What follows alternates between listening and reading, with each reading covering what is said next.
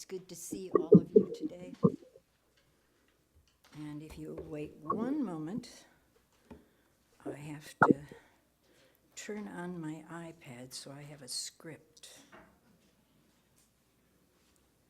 There we are. And if you would please come forward.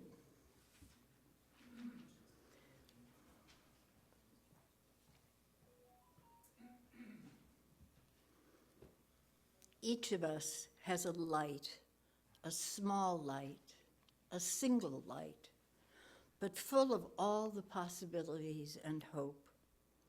May we each add our light to the light of the world, that we may see our way to each other.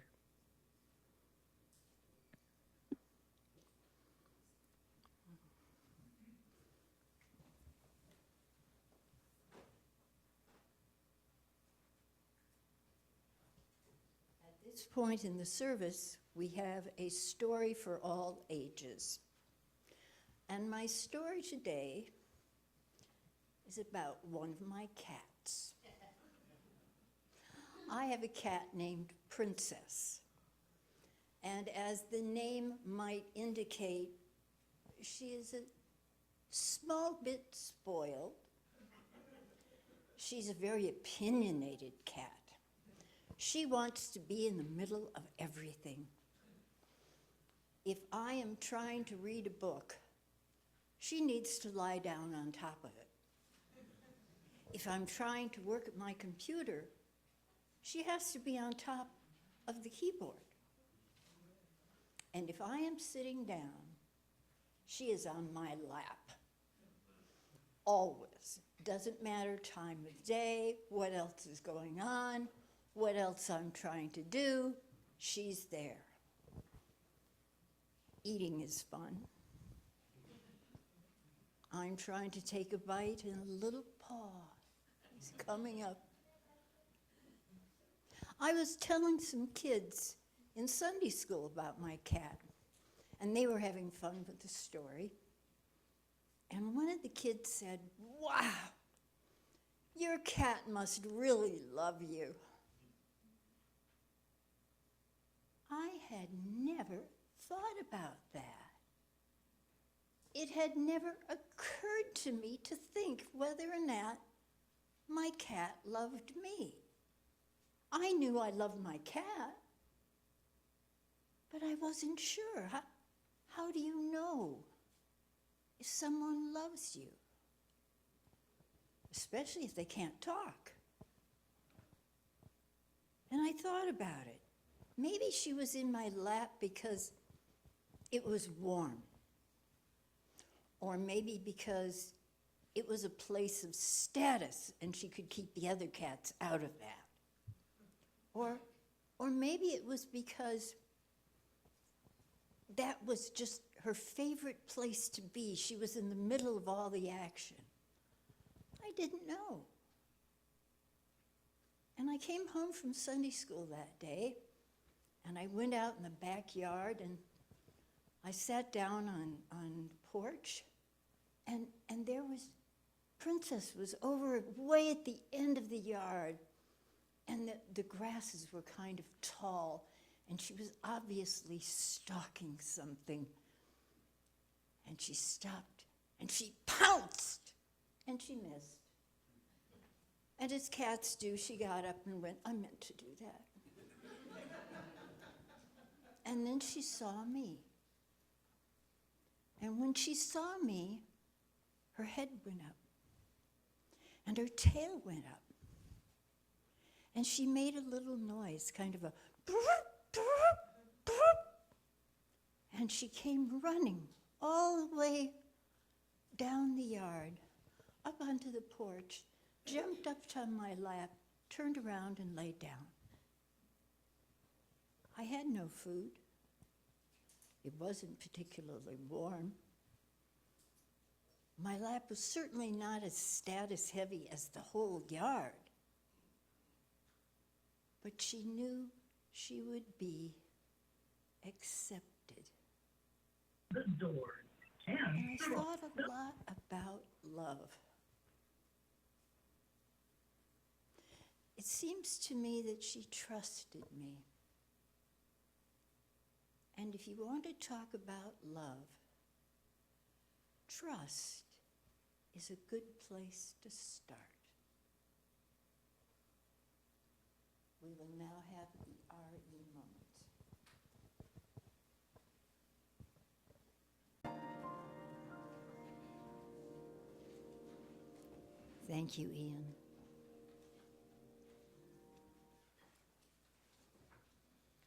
I like what I know of Jesus. I appreciate the teachings of Gandhi. I am inspired by Eleanor Roosevelt. Those were great spirits. But I'm willing to bet there are 100,000 or more other great souls that we've never heard of.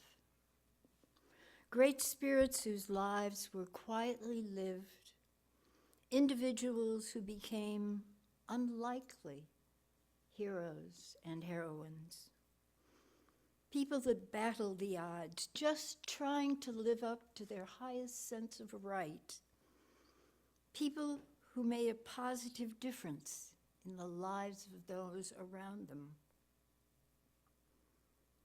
Someone, I'm not sure who, said, "Life is what happens to you while you're making other plans."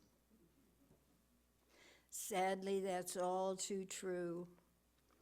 When we're young and starting out, we often have great plans for ourselves. These plans are not usually what happens. Instead, life happens.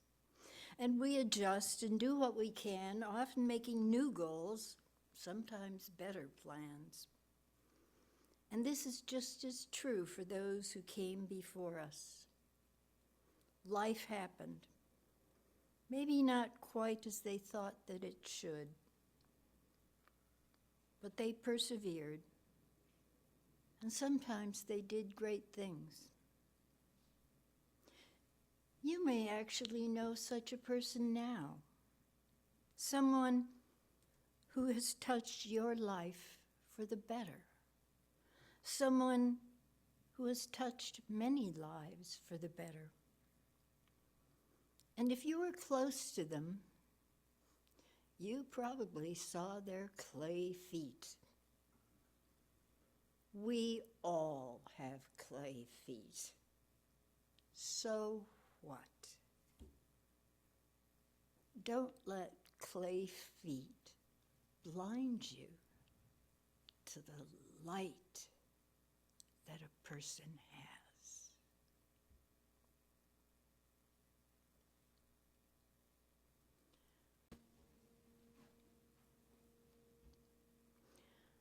What I am about to tell you is a true story, lost to all but the most avid historian.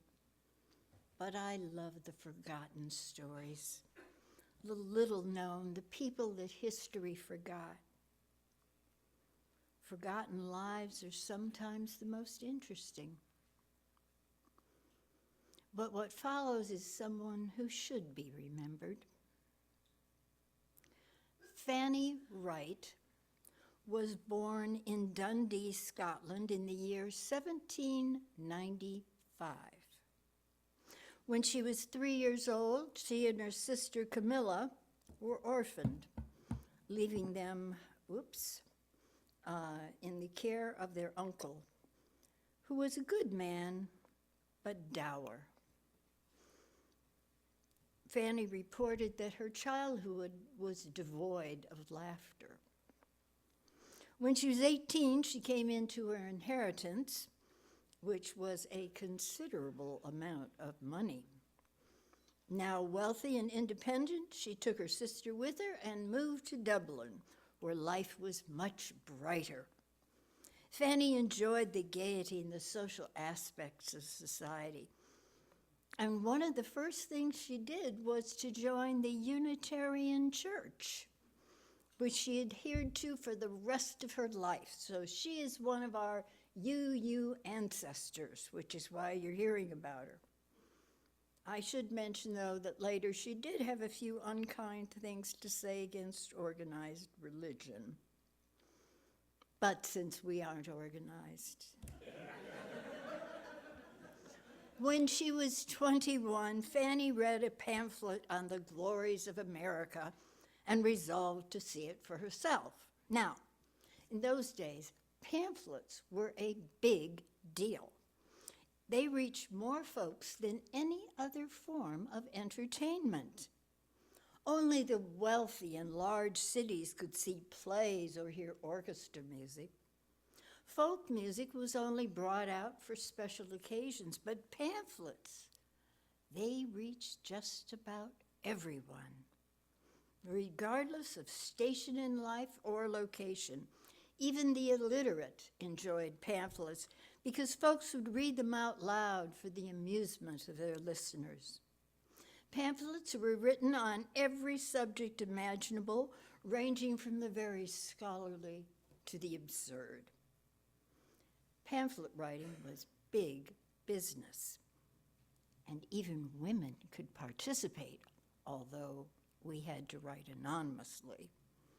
To be fair, a lot of the men wrote anonymously too, because if you were in a certain class, it was simply not done to work for a living, but some people needed money anyway. So pamphlet writing provided an outlet which could give remuneration. However, since one could not work for a living, folks would write anonymously, thus giving them work without the stigma of actually being seen to work. Anyway, Fannie read the pamphlet and was enchanted by the idea of America. Not one to spend her time in idle thought, she packed up her sister and came over to tour the United States in 1818. Well, she loved it. She rhapsodized about it. She was so enamored, she started writing some pamphlets herself, sent them back to Europe, telling them all about America, extolling its virtues, its majestic lands, its politics, and its wonderful people. She couldn't say enough good about America, and she said it well in the pamphlets that she wrote for the folks back home. She became a bestseller and added to her already considerable fortune. The nice review she gave to America endeared her to the American public. She became America's darling, and she began to speak in public. A woman speaking in public. She was the very first female to lecture in public about social justice issues. Society lionized her. She became the toast of the town, feted and feasted wherever she went. However, she pointed out that in this paradise of America, there was a cancer. It was called slavery. She couldn't say enough about the evils of slavery. Well, actually, first she didn't say anything. And then she said just a little something. And then she spoke out even more, and she noticed that her popularity dropped in proportion to her speaking against America, against slavery in America. In Europe, they didn't seem to mind so much. Now, surprised at that, she joined a few anti-slavery groups to discuss the problem. To her amazement, the abolitionists had no organized plan for freeing the slaves. They just kind of had some hazy idea about waving a wand and sending some of the slaves back to Africa after they were freed.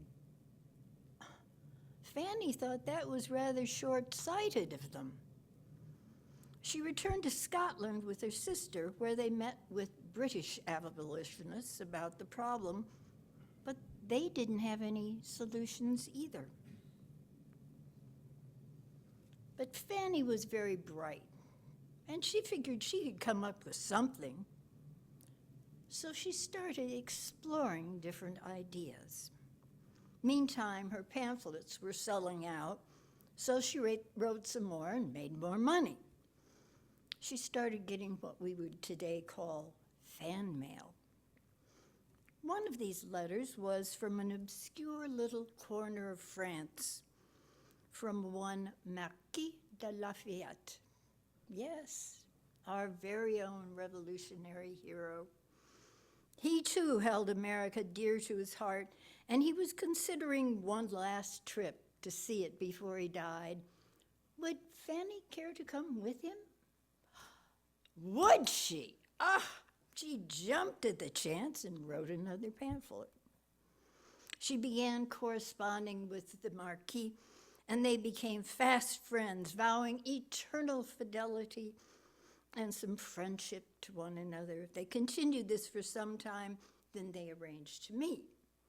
Fannie and Camilla went to Paris, where they became the reigning toasts of the town, and that town was Paris. Fannie and the Marquis were inseparable. They went everywhere together and made a wonderful couple. Society was thrilled. They made plans to take another cruise to the New World together. Everything was all set, but just as they were about to embark, Fannie pointed out that she was a single female, and perhaps it would not be proper for them to travel alone together. She suggested that they get married, or failing that, he could adopt her. The Marquis declined the honor and offered to pay the way for her sister Camilla to join them so that the proprieties would be observed. It should be noted from that moment on, his enthusiasm for Fannie cooled somewhat, and shortly after arriving in America, they ended up going their separate ways. Fannie was still unhappy about slavery. She decided to tour the South while Lafayette went north. And while she was at it, she spoke to a whole lot of different slave owners. And to her surprise, they were quite resistant to the idea of freeing the slaves. Nothing daunted, she proposed several ideas for freeing them, including attrition, if nothing else.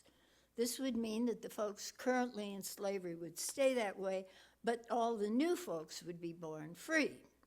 Several slave owners pointed out they would not be willing to take on the expense of feeding, housing, and educating children who would not someday turn a profit for them. And besides, how could the former slaves make their way in the world when they didn't have a clue about reading, writing, ciphering, or any sort of trade?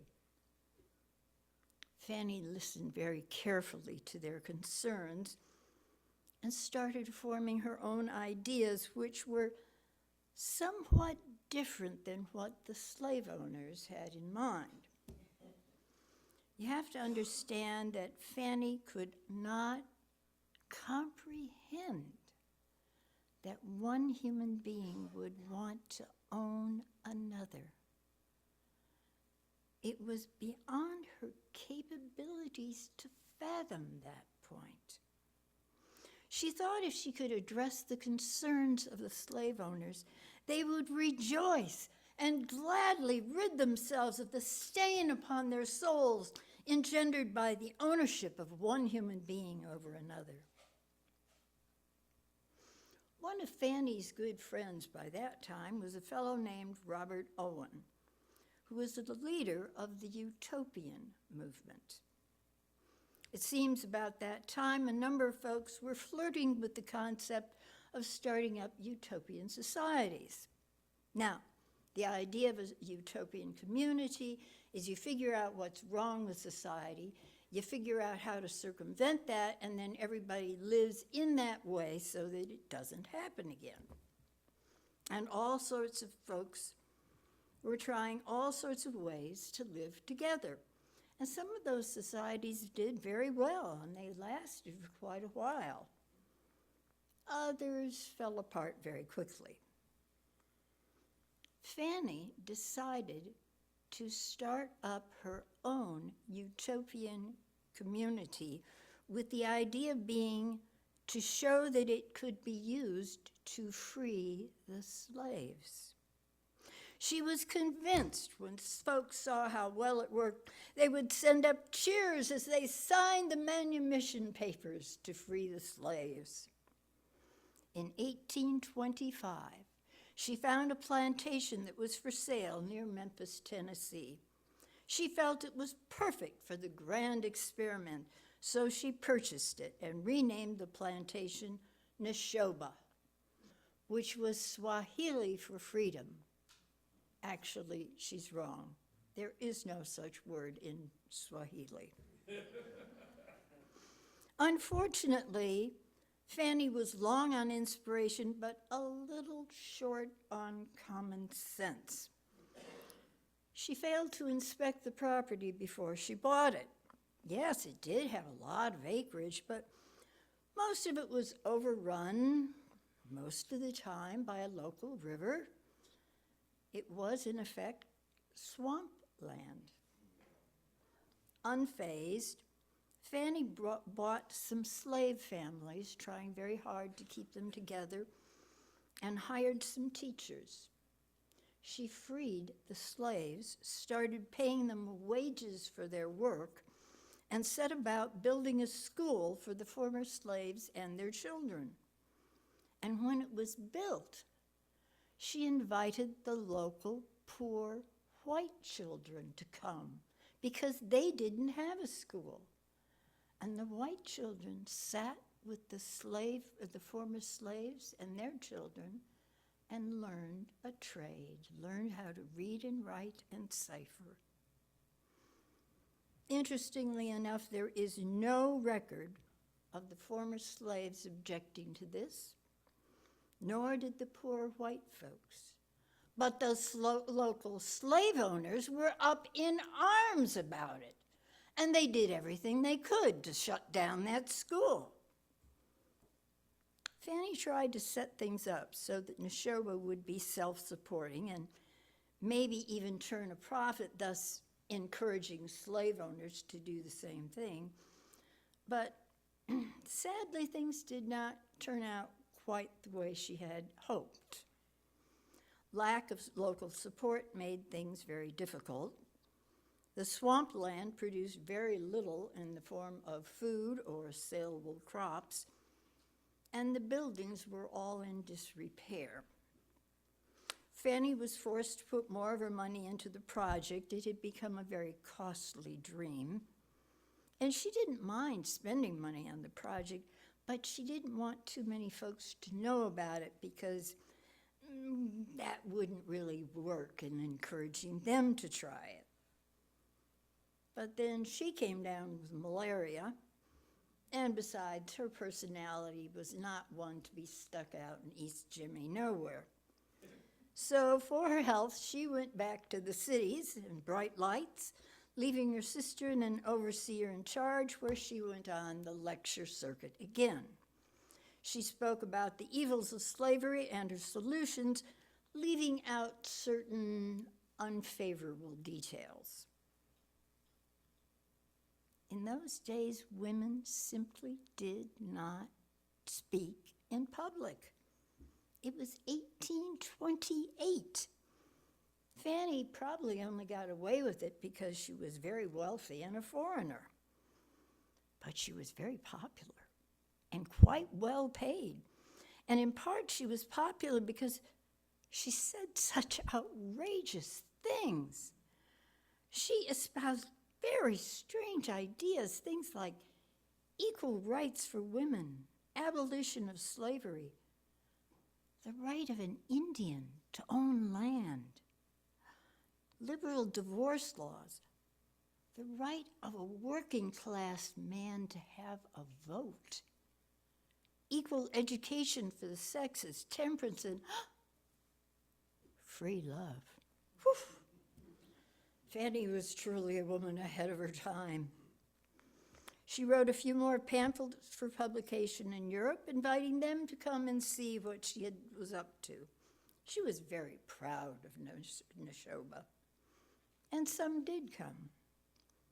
One such visitor was Mrs. Frances Trollope, a popular pamphlet writer herself, and the mother of Anthony Trollope, the author.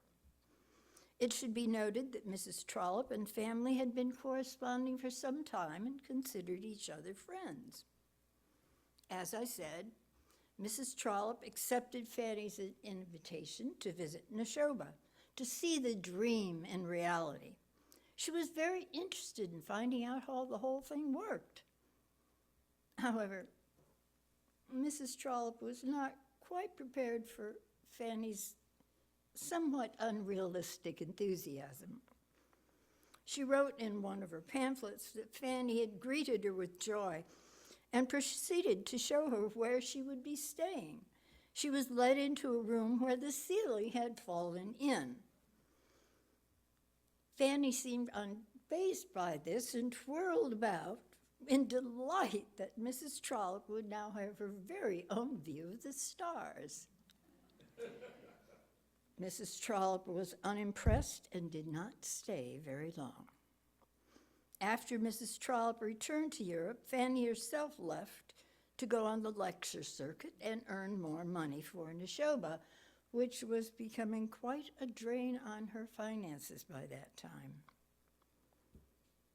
Back home on the plantation, however, things were not going so well. All the crops failed, so they were getting hungry. The overseer had gotten her sister pregnant, and then he had absconded with the funds. And everyone had come down with malaria from the swamps. Camilla wrote to Fannie and mentioned that things were getting a bit dire. So Fannie left the lecture circuit, went back to the plantation to set things right. But it was too late. Sadly, Neshoba failed. It was simply not viable. Fannie packed everyone up, herself, her pregnant sister, the former slaves, and her sometime companion, Robert Owen, and bustled them all to Haiti. It didn't seem like a smart idea to hang around in Tennessee.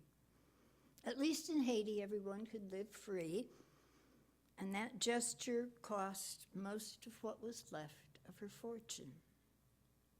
Her sister had the baby and found someone to marry her. The former slaves lived in freedom, and most of them had trades because of the education she had provided.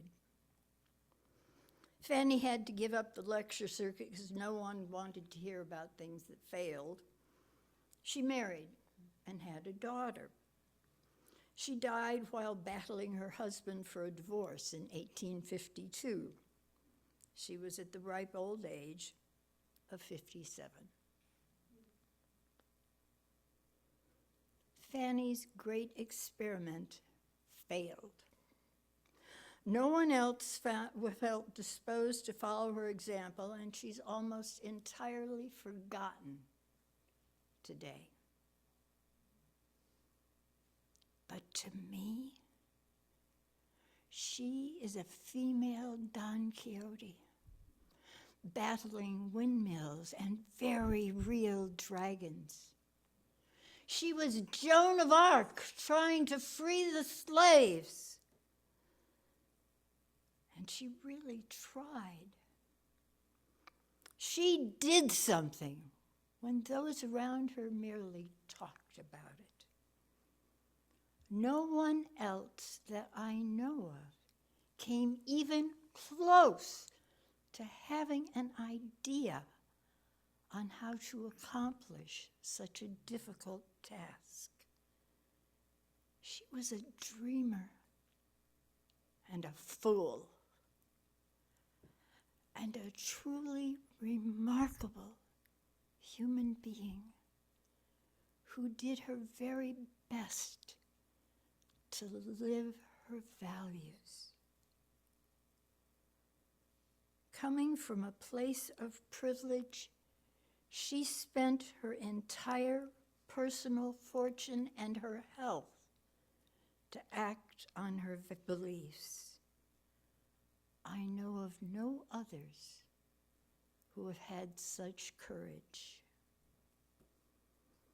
At her request, her tombstone had the following inscribed upon it: I have wedded the cause of human improvement, staked on it my fortune, my reputation, and my life. So be it. You may be seated. I would remind you that there will be a discussion after the service for those of you who wish to participate. Go get your coffee and then come back here if you wish.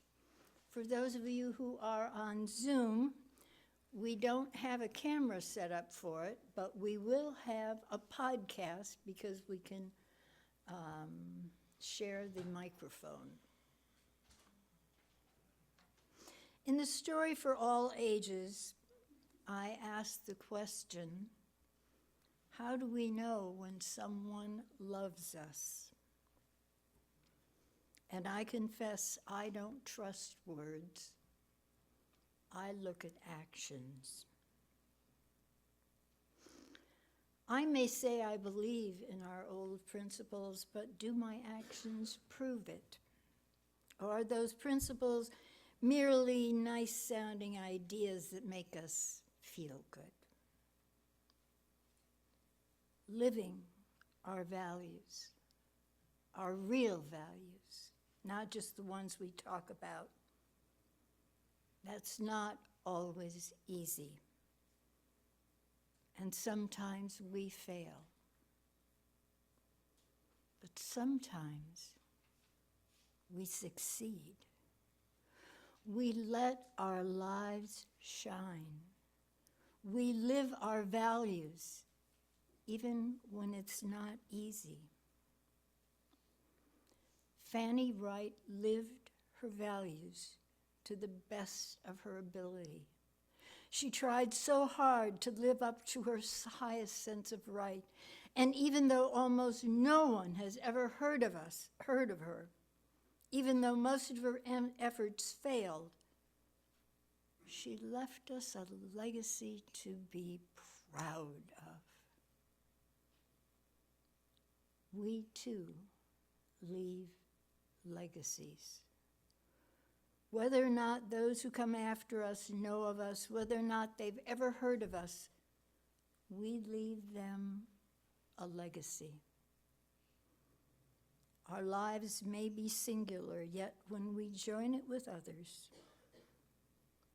who knows what we might accomplish.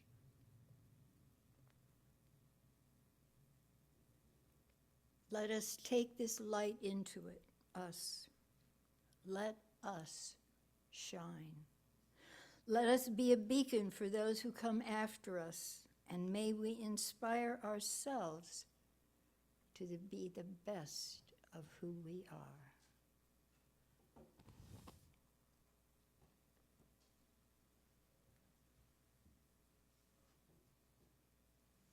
Will you please